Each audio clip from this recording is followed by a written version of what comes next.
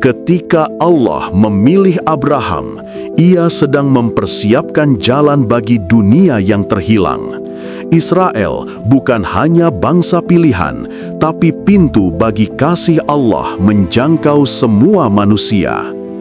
Dari tanah yang gersang, dari bangsa yang sering memberontak, Allah menyalakan terang yang akan menerangi seluruh bumi. Yesus Kristus lahir dari Israel.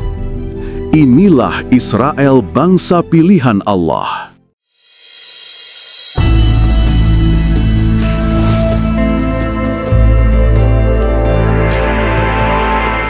Shalom. Sesuai dengan tema kita pada hari ini, mengingat kebaikan Allah. Saudara-saudara, apa yang baru kita baca dalam nas kita pagi hari ini berbicara tentang sejarah bangsa Israel yang sangat penting, yang sampai sekarang gaungnya masih terasa, yaitu Bait Suci di Yerusalem. Inilah untuk pertama kalinya dalam sejarah bangsa Israel Bait Suci ditahbiskan. Bahwa rencana pembangunan Bait Suci itu sudah jauh sebelumnya pada masa Raja Daud, tetapi terrealisasikan pada masa Raja Salomo putranya. Dan selama itu, selama di padang gurun, bangsa Israel beribadah kepada Tuhan, di mana mereka mengadakannya di kemah pertemuan secara berantai, artinya tidak menetap. Dan saat itulah Bait Suci menetap di kota suci Yerusalem. Apa yang kita bisa pelajari dari firman Tuhan ini? Yang pertama-tama, ketika pemindahan tabut perjanjian. Tabut perjanjian adalah benda liturgis yang paling suci yang ada di Bait Allah ketika itu. Namun saudara-saudara, berbicara tentang rumah suci Bet Hamikdas, ini sesungguhnya tidak hanya menyangkut tentang Israel dengan segenap tuntutan-tuntutan Tuhan atas bangsanya yang dikuduskan, yang nantinya akan selalu dilihat dalam terang kedatangan Sang Mesias. Juga bicara tentang detail-detail liturgis, detail-detail peralatan-peralatan ibadat yang mungkin bagi kita orang modern kadang-kadang untuk apa kita semua harus pelajari. Tetapi pada pihak lain, ketika isu-isu dunia sekarang ini yang masih ada di Israel, apa yang disebut Bet Hamikdas, bahasa Ibrani yang kemudian diterjemahkan Baitul Maqdis, istilah ini terus digaungkan sampai hari ini tanpa kadang-kadang kita mengetahui kira-kira bentuknya seperti apa. Kenapa ada misteri yang Tuhan ajarkan kepada umat saat itu, dan kenapa yang sudah Tuhan rencanakan kepada umat yang terpilih ini akhirnya toh hancur. Dan bagaimana kita umat Allah merefleksikan kehancuran Bait Suci ini, dan itu dinubuatkan oleh Tuhan Yesus sendiri. Nah saudara-saudara, yang pertama kita bisa pelajari secara normatif bahwa mengingat kebaikan Allah, Salomo mendirikan Bait Suci dan kemudian mentahbiskannya dan memindahkan tabut perjanjian itu ke tempatnya yang tetap. Itu semua karena mengenang, bersyukur atas kebaikan Tuhan. Bagi bangsa Israel ada dua tema yang selalu diulang-ulang, mulai dari kitab Kejadian sampai seluruh kitab Perjanjian Lama. Yang pertama kisah penciptaan, dan yang kedua adalah kisah keluaran. Kisah penciptaan dan kisah keluaran itulah yang terus menerus diulang-ulang dalam kehidupan orang Israel. Itu adalah puncak kesukacitaan mereka, puncak hidup liturgis, kehidupan iman mereka, dan kehidupan peribadatan mereka yang kemudian tercermin dalam perilaku yang dituntut oleh Tuhan atas mereka.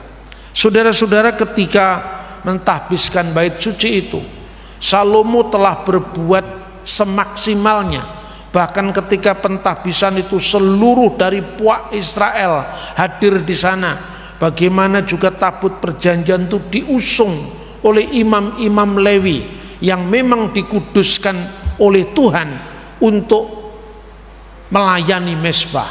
Dan saudara-saudara yang terkasih dalam Tuhan, namun kalau kita membaca sejarah di tabut perjanjian yang sangat disucikan itu, kita bisa melihat misalnya dalam surat Ibrani pasal 9 ayat 4, itu sesungguhnya tabut perjanjian tidak hanya berisi tentang 2 loh batu, tetapi di sana kita bisa membaca Ibrani pasal 9 ayat 4, bahwa di situ terdapat mezbah pembakaran ukupan dari emas dan tabut perjanjian yang seluruhnya disalut dengan emas.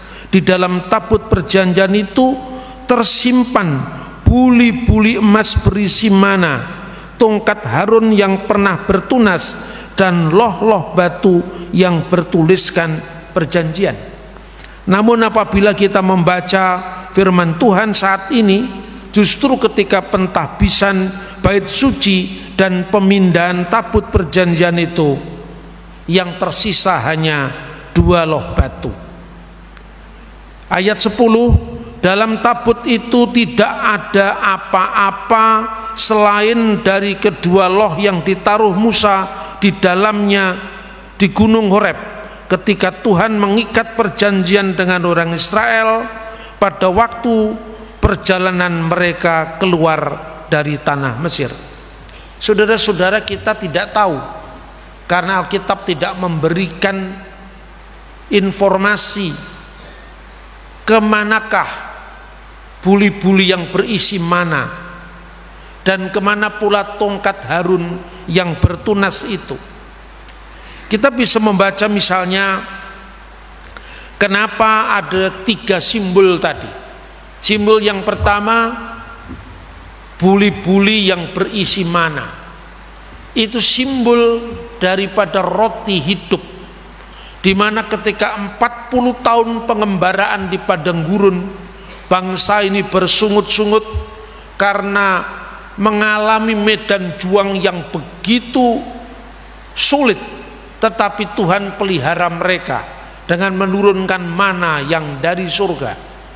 Lalu Tuhan memerintahkan kepada Musa agar setiap kali menyimpan benda itu di dalam tabut perjanjian itu, mereka mengingat kembali kisah Keluaran.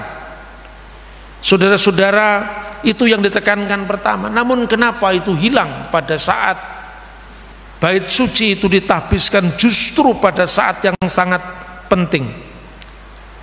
Yang kedua, itu adalah tongkat Harun yang bertunas. Musa melihat sendiri bagaimana ketika dia memasuki ruang yang sangat penting dalam bait suci itu bertunas pohon badam. Pohon badam itu sebetulnya pohon almond. Itu adalah satu-satunya pohon yang bertunas pada saat musim dingin. Jadi artinya bahwa tongkat Harun yang bertunas itu menyimbolkan kontinuitas pelayanan keimamatan.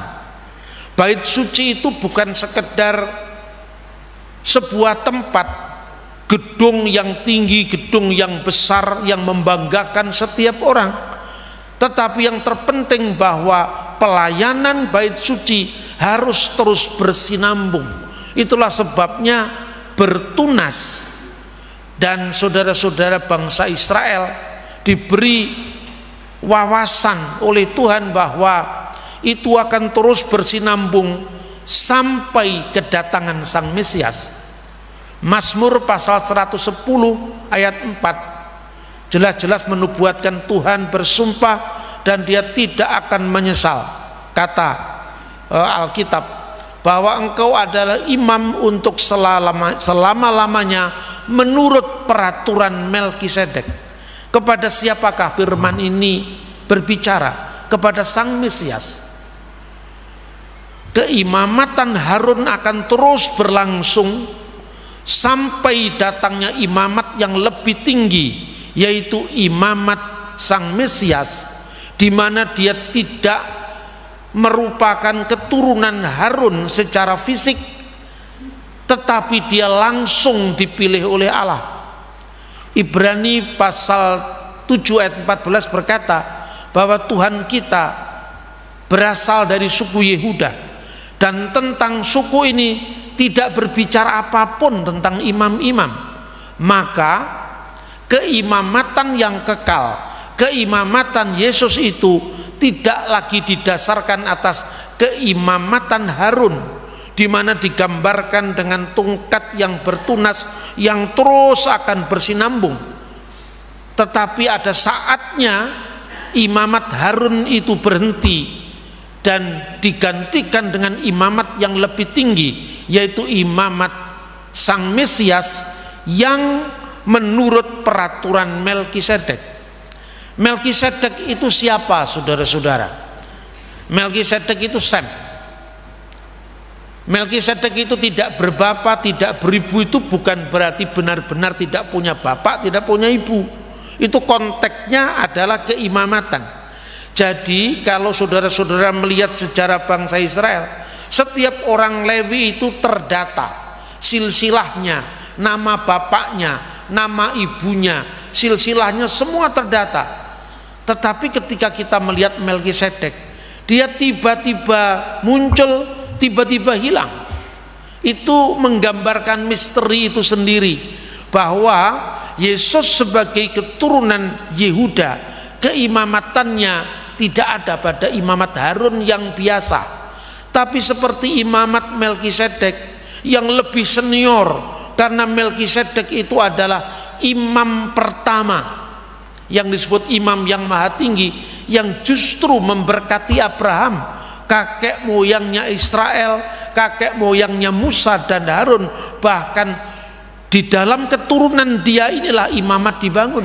Tapi justru Abraham memberikan persembahan persepuluhan kepada Melkisedek, menunjukkan otoritas Melkisedek lebih tinggi. Dan Yesus itu keimamatannya adalah keimamatan Melkisedek. Makanya tidak berbapa, tidak beribu, itu artinya tidak ditemui bapaknya, tidak ditemui ibunya dalam silsilah Harun, apator amitor, tidak berbapa, tidak beribu. Kalau dalam sidang pengadilan pada zaman itu, seorang diadili dan nama bapaknya tidak diketahui, disebutkan apator, tidak berbapa. Kalau nama ibunya tidak diketahui, amator. Itulah makna dari keimamatan Melkisedek. Yesus adalah imamat yang kekal, tidak didasarkan atas keimamatan daging dan darah, tapi keimamatan kekal menurut peraturan Melkisedek. Dari rekonstruksi kedua peristiwa ini, maka kita bisa mulai menjawab kenapa tongkat Harun yang bertunas tidak ada lagi ketika Salomo mentahbiskan bait Allah. Kenapa mana surgawi itu tidak tersimpan lagi? Karena kisah Keluaran sudah selesai dan mereka memasuki lahan yang lebih tetap. Lokus dan tempusnya sudah berbeda, di mana kalau dulu Tuhan selalu berbicara di padang gurun, dan dalam Eksodus itu peristiwa-peristiwa pemeliharaan Tuhan terus terjadi. Sekarang Israel diajar dengan tempat yang tetap, dan sekarang apa yang harus dilakukan oleh Israel secara khusus ketika mereka meminta raja dan sudah lewat dari Saul, Daud, dan sekarang Salomo. Maka saatnya sekarang bait suci itu tinggal tetap di kota suci Yerusalem yang dikehendaki Tuhan. Yang tertinggal hanya 2 loh batu yang isinya Asyeret Hadivarim, yaitu 10 perintah Tuhan. Itu cukup mengingatkan bagi Israel. Yang pertama, bahwa engkau adalah bangsa yang sudah diselamatkan Tuhan dengan tangannya yang perkasa di padang gurun dari tanah Mesir. Maka bagi orang Yahudi, sistematik pertama dari 10 perintah Tuhan itu bukan seperti yang dirumuskan oleh orang Kristen. Jangan ada ilah lain di hadapan hadiratku. Bukan. Itu hukum yang kedua bagi orang Israel. Hukum yang pertama itu tidak dalam bentuk perintah, tapi dalam bentuk statement, yaitu apa? Anoki Adonai Eloheka Asher Hosyetika mi'aret Misrayim mibet avadim. Akulah Tuhan Allahmu yang membawa engkau keluar dari tanah Mesir, dari tempat perbudakan. Itulah hukum yang pertama.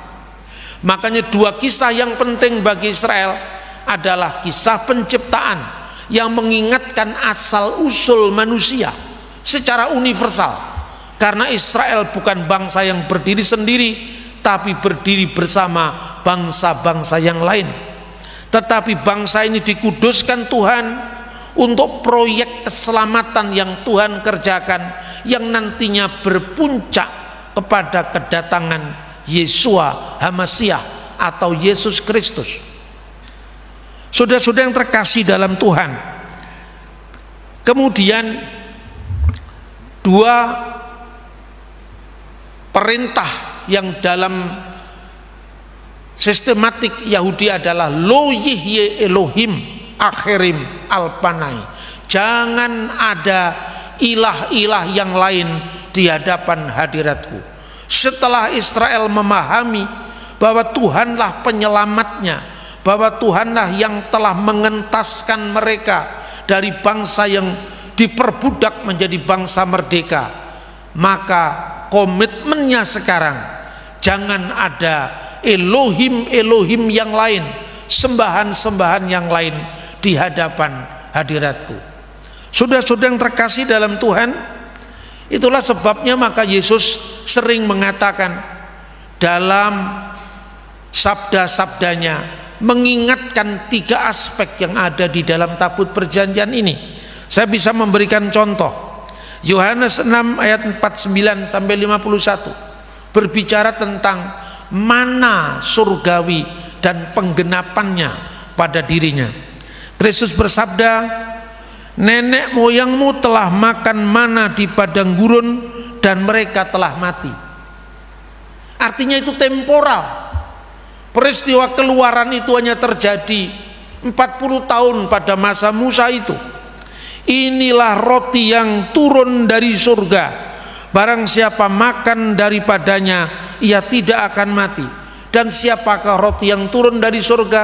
Yesus katakan, akulah roti hidup yang telah turun dari surga.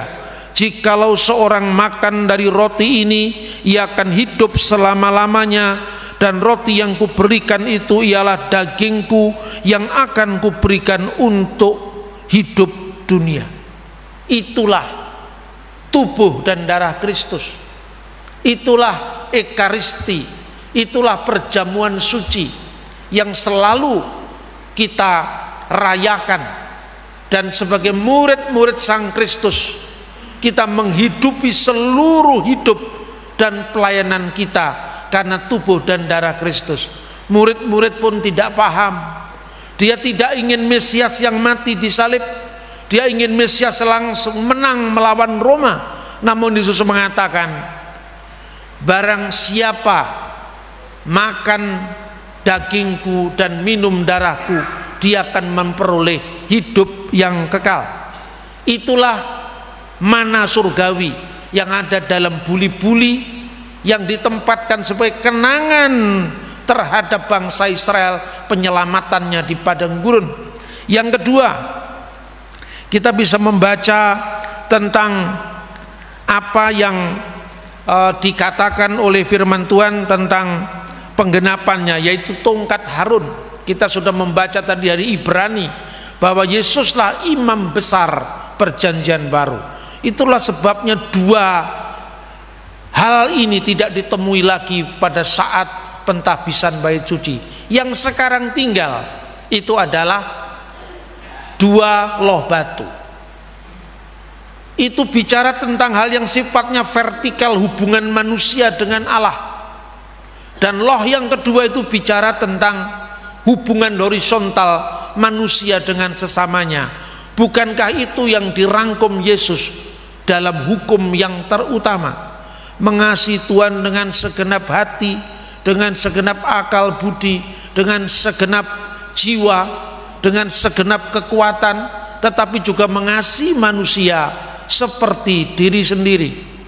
Dan saudara-saudara, pada akhirnya yang tertinggal adalah bait Allah yang di dalamnya itu ada tabut perjanjian, namun isinya tinggal 2 loh batu. Itu pada zaman Salomo.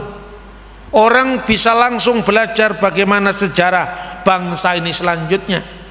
Pada tahun 586 sebelum Masehi, bait Allah yang dibangun Salomo ini dijarah oleh Nebukadnezar. Dan sejak saat itu tabut perjanjian itu hilang. Jadi yang hilang pertama pada zaman Salomo adalah buli-buli yang berisi mana. Yang kedua adalah tongkat Harun yang melambangkan kesinambungan imamat Harun. Sudah tidak ada. Dan ketika pembuangan Babel, pasca pembuangan ke Babel, bait Allah itu dihancurkan dan kemudian tabut perjanjian sudah hilang. Kita tidak tahu sampai hari ini kecuali spekulasi dari Indiana Jones dalam filmnya. Tapi sejak saat itu tidak ada lagi.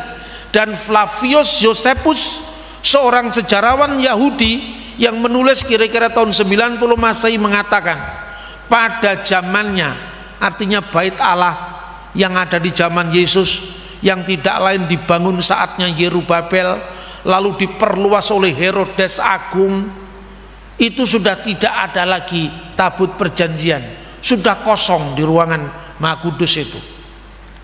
Kenapa itu, saudara-saudara? Barangkali Alkitab tidak memberikan rujukan, Alkitab tidak memberikan catatan, sekalipun secara implisit itu ada. Misalnya Yesus berkata tentang tubuhnya sendiri yang adalah bait Allah. Kita bisa membaca di dalam Yohanes pasal 2 ayat 19 sampai dengan ayat 21, di mana di sana dikatakan bahwa robohkanlah bait Allah ini, kata Yesus, dan dalam waktu 3 hari aku akan membangunnya kembali. Lalu ayat 20, orang-orang Yahudi bingung. 46 tahun kami membangun bait suci ini. Karena yang digambarkan 46 tahun sejak tahun 30-an setelah Masehi, ya, itu ketika Herodes Agung sebagai orang Edom, ibunya keturunan Ismail. Herodes Agung itu orang Arab, bukan orang Yahudi, tapi masuk ke agama Yahudi penuh dengan nuansa politik, penuh dengan vested interest politik.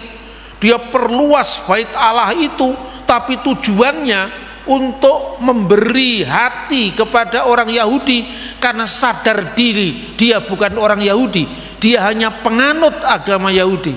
Rupanya Tuhan tidak berkehendak dengan bait Allah yang dibangun di atas kemegahan dan kesombongan duniawi.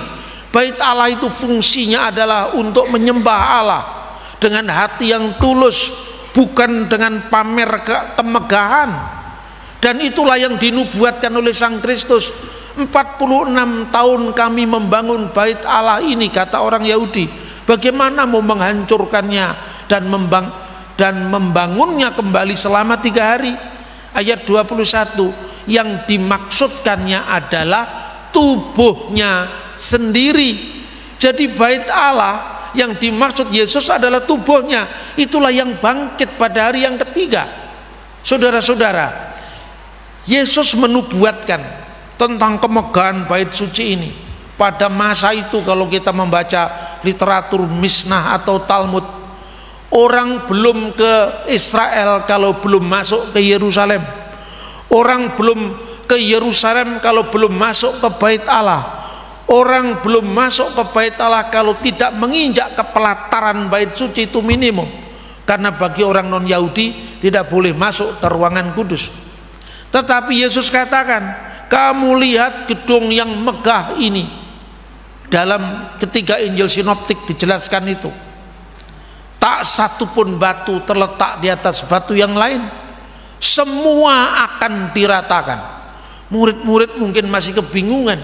Kita semua orang Yahudi bangga dengan bait suci ini. Kenapa Yesus menubuatkan kehancurannya? Dan apa yang dikatakan Yesus itu benar terjadi. Pada tanggal 9 bulan Ibrani Ab, yang bertepatan dengan tanggal 5 Agustus tahun 70 Masehi, bait suci itu benar-benar diratakan, tinggal reruntuhan. Ada kisah yang dicatat dalam Mishnah, itu sebagai sumber lisan Yahudi yang akhirnya dibukukan. Perang Yahudi pertama itu digerakkan oleh kelompok ekstrim Yahudi Parisi yang disebut orang-orang Selot. Dia menggerakkan peperangan mulai tahun 62 karena lebih dulu mereka menolak Yesus sebagai Mesias. Lalu mereka memimpikan Mesias yang menang perang. Lalu mereka menempuh jalan sendiri untuk merebut kedaulatan itu dari tangan Roma. Apa yang terjadi? Perang berlangsung. Mula-mula Romawi kewalahan, sehingga perang itu sampai berlangsung dari tahun 62 sampai tahun 62 sampai tahun 70 Masehi, baru bisa dituntaskan karena mereka memakai strategi ala Diponegoro, gerilya, dan mereka paling tahu medan. Tapi ketika hari-hari terakhir menjelang bulan Agustus, seorang rabi yang sangat terkenal waktu itu, namanya adalah Yohanan ben Zakkai. Dia sadar bahwa sebentar lagi kita akan kehilangan bait suci, kebanggaan kita. Maka dia mengutus rabi muridnya yang namanya Rabi Eliezer ben Hirkanus. Menurut catatan akhirnya dia terpengaruh dengan kekristenan. Hirkanus ini disuruh menyelinap masuk ke perkemahan Romawi. Lalu dia minta izin, Rabi kepala kami mau bicara sama Tuan, artinya jenderal saat itu, Vespasian namanya. Silakan, diterima. Dia mengucapkan salam. Selamalah Malka, katanya dalam bahasa Aram. Salam bagimu wahai raja. Vespasian menjawab, ada dua kesalahan yang kamu lakukan padaku wahai Rabi. Satu, aku bukanlah raja, karena bagi orang Yahudi saat itu sensitif sekali mengatakan raja. Tidak ada raja kecuali kaisar, padahal aku bukanlah raja.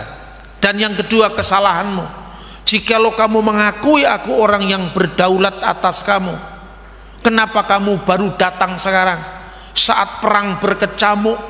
Dua pihak telah menjadi korban yang luar biasa. Katanya Rabi senior ini, Yohanan ben Zakkai, memang engkau bukan raja sekarang wahai jenderal, tetapi engkau raja di masa depan. Dia mengatakan seperti itu. Tiba-tiba ketika sedang berbicara, utusan dari Roma datang. Hormat jenderal, bersiap-siaplah karena kaisar sekarang wafat dan engkau ditunjuk senat untuk menggantikannya. Kaget dia, langsung mengatakan, wahai Rabi, benar katamu, ternyata aku raja, tidak sekarang tapi di masa depan. Sekarang mintalah sesuatu kepadaku, apa yang bisa kamu minta? Lalu dia mengatakan dengan bahasa sindiran, kalau ada tong berisi madu, kalau ada tempayan berisi madu, kemudian ada ular masuk ke dalam tempayan itu, kenapa kamu tidak mengambil tongkat lalu kamu ambil ular itu dan kamu bunuh ular itu di luar tempayan, kenapa kamu harus memecahkan tempayannya, katanya. Lalu sang jenderal mengatakan, saya tahu kalau kamu memohon agar bait Allah ini tidak dihancurkan, bukan? Tetapi itu sudah menjadi ketentuan, mintalah yang lain kecuali yang itu. Lalu dia minta sebuah kota yang jauh dari hingar-bingar politik Yerusalem. Untuk apa? Meneruskan iman kami, meneruskan bangsa kami, meneruskan ajaran kami, meneruskan hikmat dari para rabi nenek moyang bangsa Israel. Lalu diberikan kota yang namanya kota Yabne atau Yamnia. Di sanalah Yudaisme baru memulai sejarah yang baru. Yahudi tanpa bait Allah, Yahudi tanpa upacara korban binatang, Yahudi tanpa upacara Yom Kippur, kecuali hanya berpusat pada doa-doa tanpa korban. Itu bagi Yudaisme. Tapi bagi kekristenan yang sejak pertama sadar bahwa nasib bait suci sudah ditentukan, karena dia punya bait suci yang baru, yaitu Yesus Kristus. Bait suci yang tidak binasa, yang tidak dibuat dari tumpukan batu-batu bangunan yang megah, tetapi dari batu-batu yang hidup yang dibangun. Itulah Yesus Kristus, Tuhan dan Juru Selamat kita. Dan kita tahu kenapa akhirnya bait Allah tidak ada, karena bait Allah itu adalah Tuhan Yesus itu sendiri. Dan saudara-saudara, di dalam bait suci itu ada dua loh batu yang dimuat oleh tabut. Kalau dulu firman menjadi teks, menjadi loh perjanjian Tuhan, maka simbolnya adalah tabut perjanjian. Sekarang firman menjadi manusia yang dikandung oleh kemurnian, yaitu keperawanan Bunda Maria. Maka dengan demikian iman Kristen tidak lagi berpusat pada benda-benda mati, tapi pada ciptaan Tuhan yang paling agung, yaitu manusia. Itulah sebabnya firman itu telah menjadi manusia dan tinggal di antara kita, dan kita telah melihat kemuliaannya, yaitu kemuliaan yang diberikan kepadanya sebagai anak tunggal Bapa, penuh kasih karunia dan kebenaran. Selamat hari Minggu, Tuhan memberkati kita. Amin. Saudara yang terkasih dalam Kristus, pernahkah kita bertanya, mengapa dari sekian banyak bangsa di muka bumi, Allah memilih Israel? Bangsa yang kecil, sering memberontak, bahkan seringkali tidak setia. Namun dari bangsa itulah rencana keselamatan terbesar di sepanjang sejarah manusia dimulai. Hari ini kita akan menelusuri bagaimana Israel bukan sekedar bangsa pilihan, tetapi proyek besar keselamatan dari Allah untuk seluruh dunia. Proyek yang dimulai sejak Abraham, digenapi dalam Kristus, dan terus berjalan sampai hari ini. Simak fakta berikut ini. 1. Awal rencana. Allah memanggil Abraham. Kisah besar ini dimulai dalam Kejadian 12 ayat 1-3 ketika Tuhan berfirman kepada Abraham, "Aku akan membuat engkau menjadi bangsa yang besar, dan engkau akan menjadi berkat, dan olehmu semua kaum di muka bumi akan mendapat berkat." Perhatikan baik-baik, Allah tidak berkata, "Engkau akan menjadi bangsa yang berkuasa," tetapi engkau akan menjadi berkat. Dari sini, kita melihat pola besar Allah. Ia memilih satu orang bukan untuk menyingkirkan bangsa lain, melainkan untuk menjangkau semua bangsa. Israel bukanlah favorit Allah, tetapi Allah untuk membawa berkat dan keselamatan kepada seluruh dunia. Pemilihan Allah atas Abraham adalah titik awal proyek keselamatan global. 2. Israel, cermin karakter Allah. Melalui bangsa Israel, Allah ingin menyatakan siapa dirinya. Bangsa-bangsa di sekitar mereka menyembah dewa yang kejam dan penuh tahayul. Tetapi Allah menunjukkan dirinya sebagai Allah yang kudus, setia, dan berbelas kasih. Dalam Ulangan 4 ayat 6-8, Musa berkata, "Lihatlah, itulah hikmatmu dan akal budimu di mata bangsa-bangsa. Sebab bangsa besar manakah yang mempunyai Allah yang demikian dekat kepadanya seperti Tuhan Allah kita?" Israel dipanggil menjadi contoh hidup, bangsa yang hidup berdasarkan hukum Allah, agar bangsa lain melihat dan mengenal Allah yang benar. Mereka adalah panggung di mana Allah menampilkan kemuliaannya. Ketika mereka taat, berkat Allah dinyatakan. Ketika mereka jatuh, kasih karunia Allah tetap bekerja. 3. Tabut Perjanjian, tanda hadirnya Allah di tengah umat. Dalam 1 Raja-Raja 8 ayat 9 tertulis, "Dalam tabut itu tidak ada apa-apa selain dari kedua loh batu yang diletakkan Musa ke dalamnya di Gunung Horeb, yakni loh-loh batu yang bertuliskan perjanjian." Tabut itu adalah simbol hadirat Allah. Namun yang menarik, di dalamnya hanya ada firman, 2 loh batu. Artinya, pusat hubungan Allah dengan umatnya adalah firman dan perjanjian, bukan kekuatan politik, bukan kejayaan militer, melainkan kesetiaan terhadap firman Allah. Dari sinilah kita belajar bahwa proyek keselamatan Allah selalu dimulai dengan hubungan dan ketaatan. Selama umat itu hidup dalam perjanjian, hadirat Allah nyata di tengah mereka. 4. Janji tentang Mesias. Namun sejarah Israel menunjukkan bahwa manusia gagal menepati perjanjian itu. Mereka jatuh ke dalam dosa, penyembahan berhala, dan pemberontakan. Tapi Allah tidak menyerah. Melalui nabi-nabi, Ia menubuatkan datangnya Sang Mesias, penyelamat yang akan menebus dosa umatnya. Yesaya 9 ayat 5 berkata, "Sebab seorang anak telah lahir untuk kita, seorang putra telah diberikan untuk kita, dan namanya disebut Penasihat Ajaib, Allah yang perkasa, Bapa yang kekal, Raja Damai." Semua nubuat itu digenapi dalam Yesus Kristus yang lahir dari garis keturunan Daud dari bangsa Israel. Jadi, inti dari proyek keselamatan Allah melalui Israel mencapai puncaknya di dalam Kristus. 5. Yesus puncak dari proyek keselamatan itu. Yesus berkata dalam Yohanes 4 ayat 22, "Keselamatan datang dari bangsa Yahudi." Itu bukan pernyataan kebanggaan nasional, tetapi deklarasi rohani. Yesus adalah penggenapan janji Allah kepada Israel, namun misinya melampaui Israel untuk seluruh dunia. Yohanes 3 ayat 16 menjelaskan rencana besar ini. Karena begitu besar kasih Allah akan dunia ini, sehingga Ia telah mengaruniakan anaknya yang tunggal. Kasih Allah yang dimulai dari satu bangsa, kini mengalir ke seluruh umat manusia. Dari Israel lahir Injil kasih karunia. 6.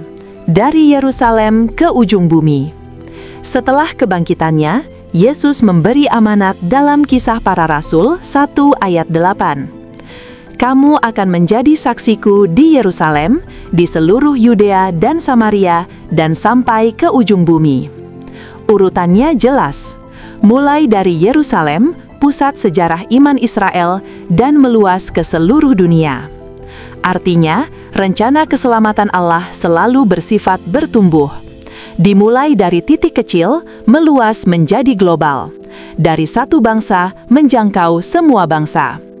Dan kita hari ini adalah buah dari proyek itu. Injil yang sampai ke Indonesia adalah bagian dari janji yang dimulai ribuan tahun lalu melalui Abraham. 7. Gereja dan Israel, dua rencana, satu tujuan.